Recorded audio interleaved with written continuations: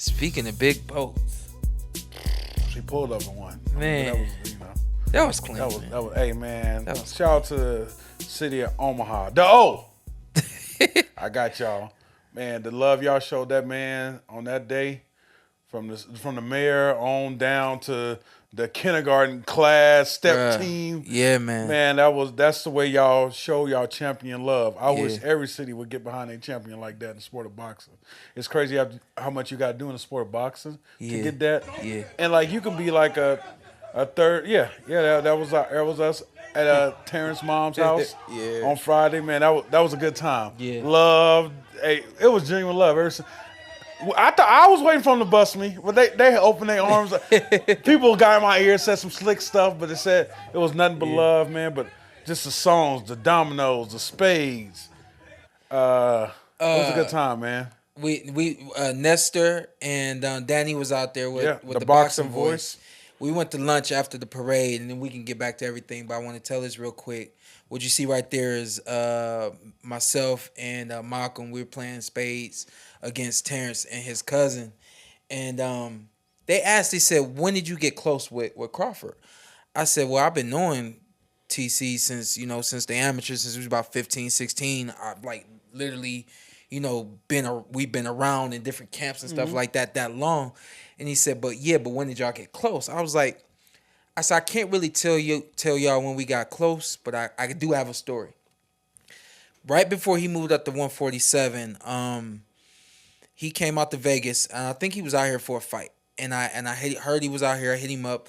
I said, yo, let's go play some ball. Me, Carson, and TC, we went and played ball.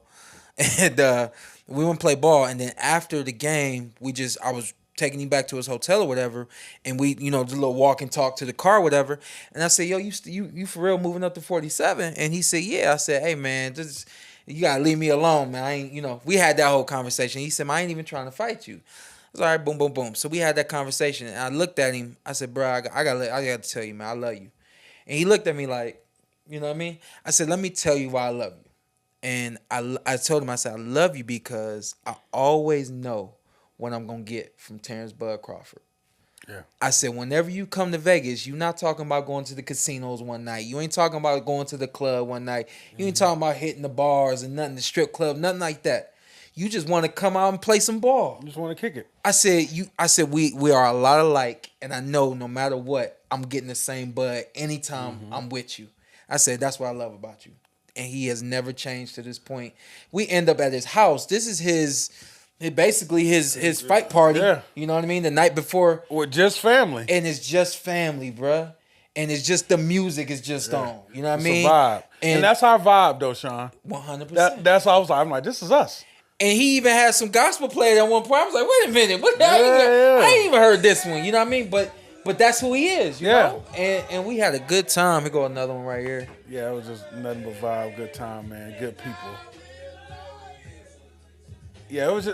And so if I know a lot of people are wondering, like, y'all fought. You got stopped. Y'all supposed to be competitors. I mean, the whole nine. But at the end of the day, we saw that Joe Frazier and Muhammad Ali were indeed friends. No matter what was done and said in public, they were friends and they looked out for one another. And that got dirty. That was some crazy stuff said. Yeah.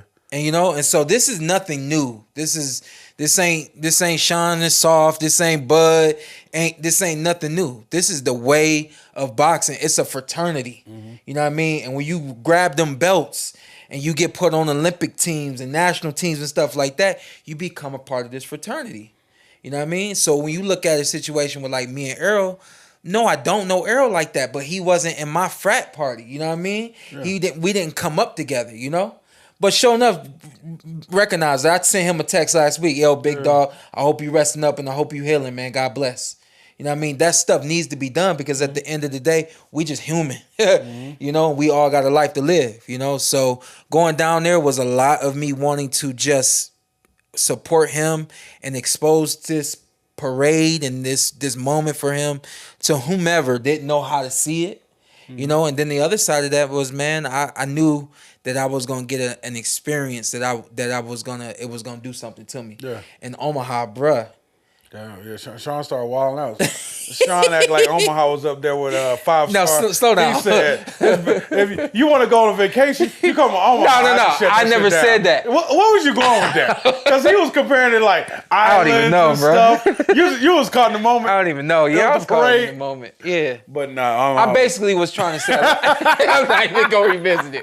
I'm not even going to revisit it. Bottom line, if you have never been to Omaha, Nebraska, if you've never been, it's definitely worth checking out the park. Hey man, no, if you never been to Omaha, Nebraska, it's cool. You missed your moment. Yeah. Especially if you're a fan of the sport of boxing, that was love, man. That was a solid community of boxing. Yeah. Like we talked about doing a tour or something with another with the Boxing Voice, and we was talking about going to hit the big city, and like DDA, shout out to DDA, he was like, man, Omaha has to be a stop, and I'm like, oh DDA, it's not big enough. But now I thought about it, I'm like, DDA, this could be a stop. I'm going back. They love the sport of boxing. I'm going back, as I've said multiple times. Shawn keeps saying he's going back. I'm only going back to hang out with Terence. I don't think I'm going back. What are you going back to do? Like, if Terence not there, what you doing? There's a lot of boxers from around the country that you've never heard of. And it's the same thing with basketball. What they say, for every Michael Jordan, there was 100 of them that didn't make it. Yeah. Boxing is the same way. And so again, it was like this eye opener, and I was like, why am I even like surprised? I'm not even surprised to see these stories and see these fighters that either decided not to turn pro or went to the streets or whatever the case may be. I'm not surprised to see this because it's the same thing in Cleveland and in Akron. And so what I need to do is I need to go back there and show like Bud is special, and he made it out. Man. And almost didn't even make it out. Yeah. Cause I beat the odds. And I'm not even. I know it's a lot of people out there that don't know his story. Mm-hmm. You know, don't know. A lot of people don't know that he was shot in the head. You know, I heard he drove himself to the hospital, but it's the principle. Like that's the life that he was living, and that's how far he was away from becoming everything that he's become. You know, and so I do believe I told them, I said I'm not trying to do his documentary yet, but I definitely want to come back here and document some of the other athletes that did not make it through. You know, and like you said that's mine's a documentary. That's a movie. Yeah, that's how special that was. I gotta keep it real. Shawn, he took us to where like he's from. Yeah, like the shout they call it the O. Yeah, I don't know if I'm getting this wrong. So O, the North. I want to make sure North, I don't want no problems. Okay, it's the that's North, one thing about y'all. I want no problems with y'all. It's all love. Yeah. He took us to where he's from, and just going from there to where he is, and like you know, they say when people get money, it change. You know, and I realize how real he is, because you know I don't do the fake thing. I don't gotta be friends with nobody, but I remember him texting me. He's like, "Hey, your pick is your pick. Stay on that side." He said, "We'll talk July 30th." I said, "All right, cool." Yeah. He won. I said, "I'd never hear from this man ever again." Oh, alright. Yeah. He's just, I be ready for people to switch up. It is what it is. I get a text the next day. We still friends. Then a call laughing, and from there on, just kept it real. Just like that dude never changed. Yeah. And like people say how much money he made, whatever, and like how humble he is. It's like you always been the same person, and I think people say no matter what, like man, y'all keep the same team, y'all tight, and it's just if people switch up, I don't think we mess with people like that, man. Nah, not in my. That's what I said. Anybody around me, God put them in my life. Yeah. Anybody that wasn't supposed to be there, I did that. You know what I mean? Anybody that's with me is just a guy had a major role. And any and everybody who's been around me, and I can tell the same thing for Terence. I know the mayor. They were congratulating Terence and giving him a couple of like awards and things like that. And the mayor said, "We got one more surprise for you." Man. And at that point, like I'm clocked out. You know what I mean? I'm ready to roll. And it went right over my head. You heard it and yelled in my ear. Go back and watch the episode of the podcast. But the mayor said, "We know that you're trying to extend your center that you have, and we know that they said that the city owns land that extends past or down to where he's at." And she said, "Our surprise to you is we want to sell this to you for $1.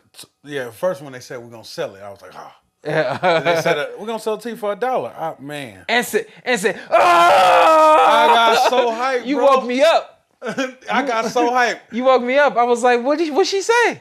And when you said $1, I was like, wow, that's big. Man. That's big. Yeah, so it's like the city really appreciated it, man, and he kept saying just a little kid from Omaha. Yeah. And that should be the name of the movie, A Little Kid from Omaha. Little kid from Omaha.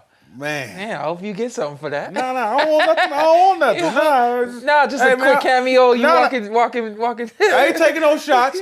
I appreciate the fish I ate on Friday. Okay? I ain't taking no shots to nobody. No. We had a good time, man. Man, he showed up on the boat. He had his boat being rod and reels. Yeah. Secure had the net. Yeah. He was dressed like a fisherman. Yeah. It was being towed. So he, his float was a boat. Yeah. And it was being towed, and they had the net and all that kind of stuff.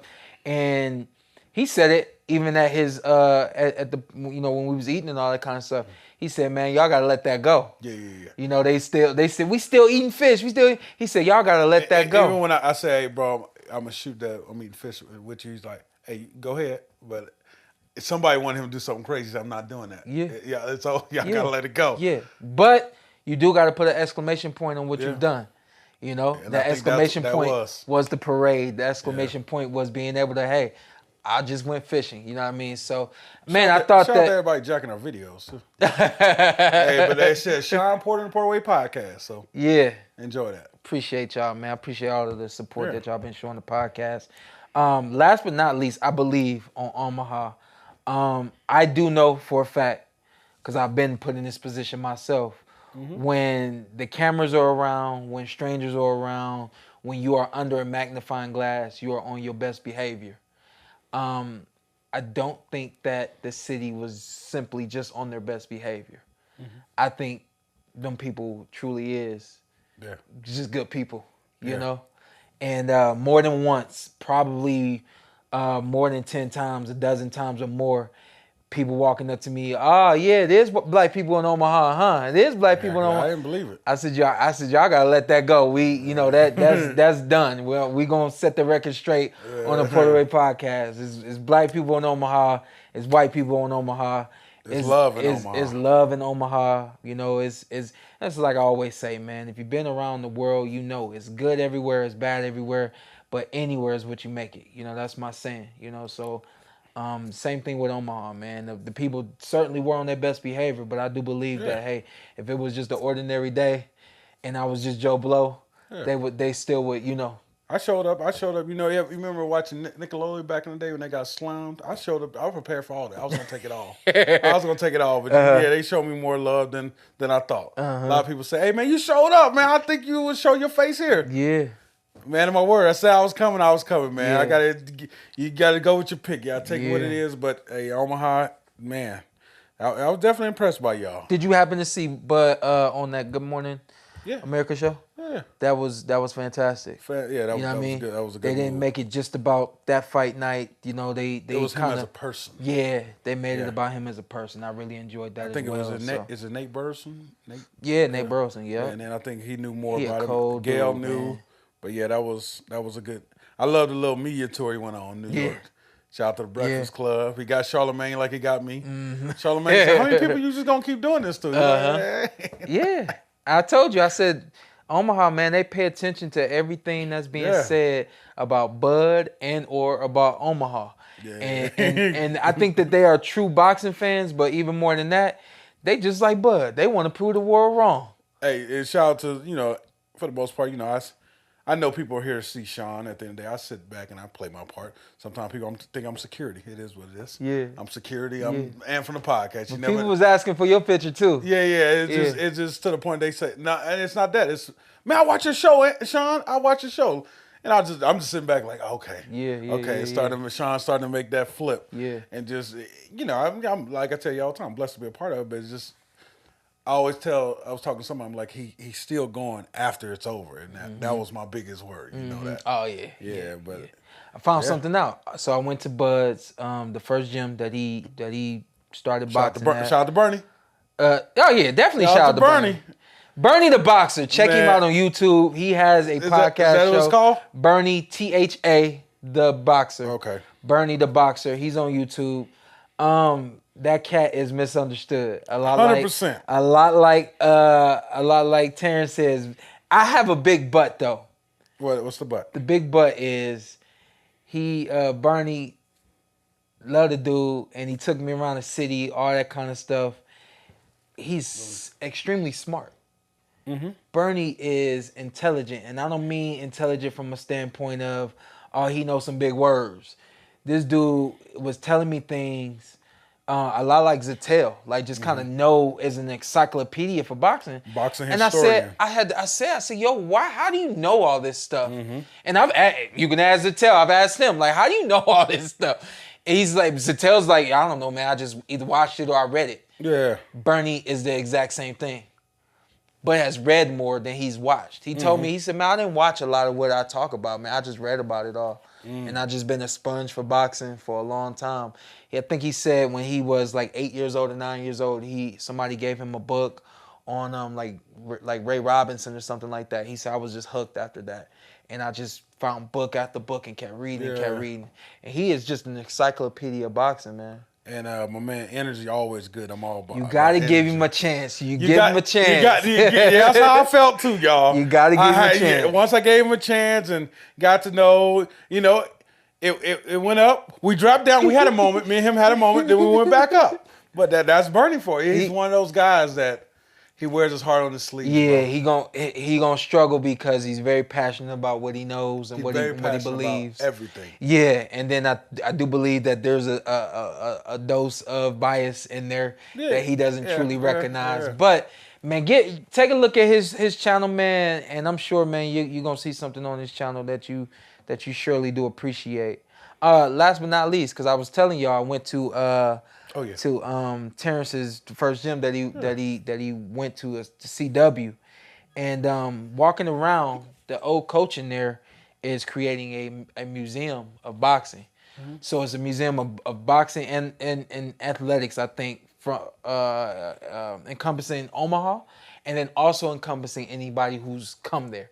And so he said, hey, man, I've been waiting to meet you. I've been waiting to meet your dad. Next time you come back, you got to come back with your dad. Yeah. He said, I need to picture you right now. I need you to come back so I can get a picture of you and your dad, and we're going to put you up right there in that section. I'm like, I'm not worthy. Yeah. He said, you were a world champion, and I've been waiting to meet you. You know what I mean? But this is what I learned about Terrence. Third generation boxer. Yeah, that's what you told me that. You didn't ever break it down, but I was hearing you kind of say some stuff. I'm walking through the CW. His grandfather was a boxer. Oh, okay. And then his father was a boxer. Okay. And then now you see everything that he's done. So there's something in the blood. You know what I mean? Yeah. There's something in that heart that gives him the drive and the motivation and everything he's been able to accomplish, Yeah. And that right there. Yeah, I was about to say, shout, don't forget Bo Mac. Yeah, I forgot about Lil Bo Mac. Hey, show the other one. That's Lil Bo Mac. No. Bo Mac. That's Lil Bo. Oh, okay. That's Lil Bo right there. Bo kept calling me Shawn Security all weekend.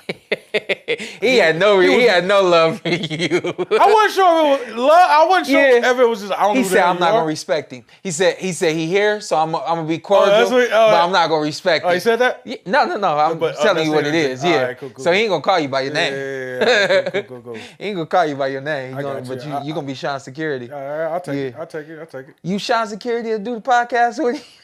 Yeah, that was crazy. But again, stuff we don't know.